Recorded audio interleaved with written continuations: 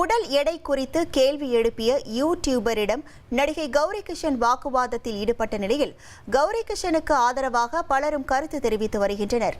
நடைமுறை வாழ்க்கையில் உருவகேலி எந்த அளவுக்கு இருக்கிறது, அதனால் அதிகம் பாதிக்கப்படுவது பெண்களா ஆண்களா என சென்னை மக்களிடம் எமது செய்தியாளர் சங்கரன் நடத்திய நேர்காணலை பார்க்கலாம்.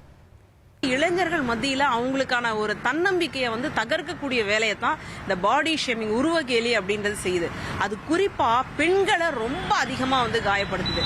அதாவது இன்னைக்கு பெண்கள் படிச்சுட்டு வேலைக்கு போயிட்டு சுய சம்பாத்தியத்துல தன்னுடைய வாழ்க்கையை தொடங்கக்கூடிய, வாழ்க்கையை நடத்தக்கூடிய இந்த நேரத்துல கூட இன்னும் அவங்க இப்படிதான் ஒரு ஆடையை போட்டிருக்கணும், இப்படிதான் வரணும், பொது இடங்களுக்கு வரும்போது இப்படிதான் இருக்கணும் அப்படின்னு சொல்லுவது என்பதே ஆண்களினுடைய இயலாமையை தான் காட்டுது.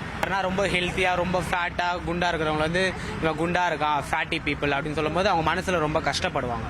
வெளியே சொல்லனால உள்ள அவங்க அதிகமா ஃபீல் பண்ணுவாங்க, வெக்ஸ் ஆவாங்க, மனம் ரொம்ப கஷ்டப்படுவாங்க. அதனால யாருமே டீஸ் பண்ணக்கூடாது. இல்ல, போத் ரெண்டு பேருமே பாதிக்கப்படாதான் செய்யறதுனால ஸோ அது பண்ணக்கூடாது, அவ்வளோதான். அது பண்றதுனால அவங்க ரொம்ப டிப்ரெஷன் அண்ட் சம்திங், ரொம்ப மன அழுத்தத்துக்கு போறாங்க. அதனால அப்படி பண்ணக்கூடாது, ஸோ பண்ணாதீங்க.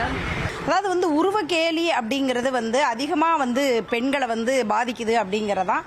ஆணாக இருந்தாலும் பெண்ணாக இருந்தாலும் அது உருவகேலி என்பது நிச்சயமாக ரெண்டு பேரையும் மனதளவில் பாதிக்கிற ஒரு விஷயம்தான்.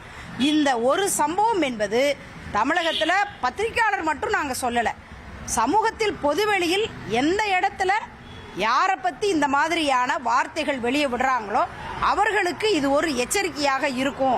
உருவ கேலியால் ஆண்கள் அதிகம் பாதிக்கப்படுகிறார்களா, பெண்கள் அதிகம் பாதிக்கப்படுகிறார்களா என்பது குறித்தும், இதை தடுப்பதற்கு என்ன மாதிரி செயல்பட வேண்டும் என்பது குறித்தும் சென்னை மக்கள் தெரிவித்த கருத்துக்களை இப்போது பார்த்தோம்.